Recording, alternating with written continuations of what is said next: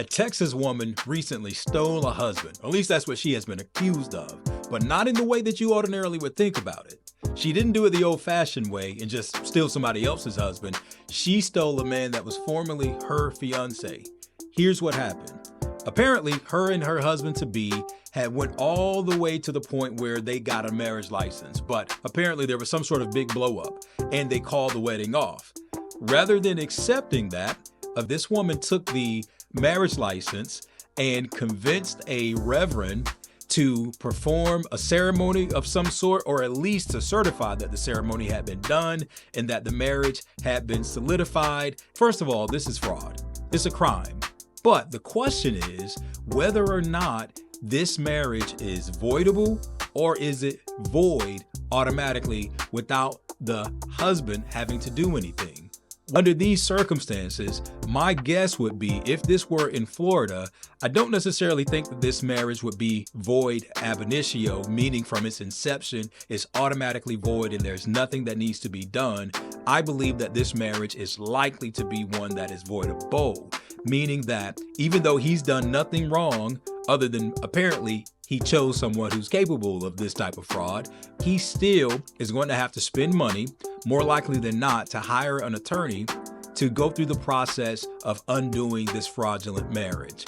This is a very interesting situation because you would think that it should just automatically be considered not to be a valid marriage in any capacity by any stretch of the imagination.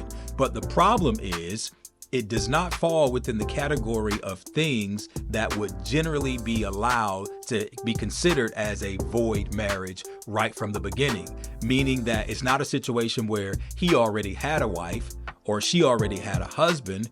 It's not a situation where one of them was incapacitated or legally did not have the ability to enter into the marriage or something of that nature. That's not what you have here.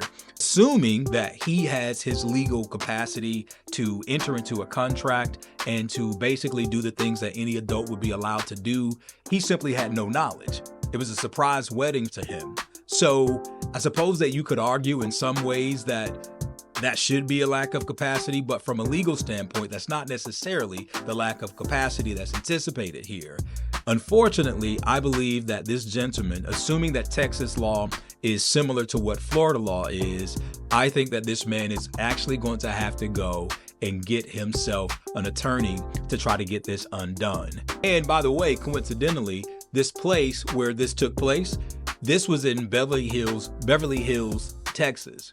So I don't know whether Beverly Hills in Texas is the same as the Beverly Hills in California, where you have a bunch of presumptively wealthy people, and maybe that's what she was after. Maybe she was going to marry herself this rich man, and then he called the wedding off, and she's like, oh no, you didn't. And then she's going to marry him anyway so that she can divorce him and take half of his stuff. I don't know what her motivations could have been. Maybe it was simply desperation. Maybe it was a way to get back at him. And what about the reverend who signed off on this?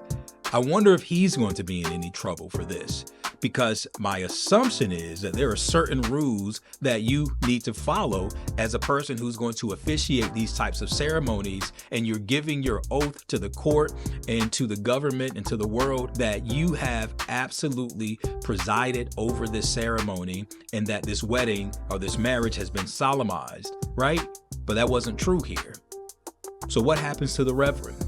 What are your thoughts on this? Should this be something that the law should just automatically assume to not really exist? Or he should have to go through the channels of undoing this fraudulent marriage that she has surprised him with? I'm attorney Marcus Sermons, and this has been another episode of Interesting Lawyer Stuff.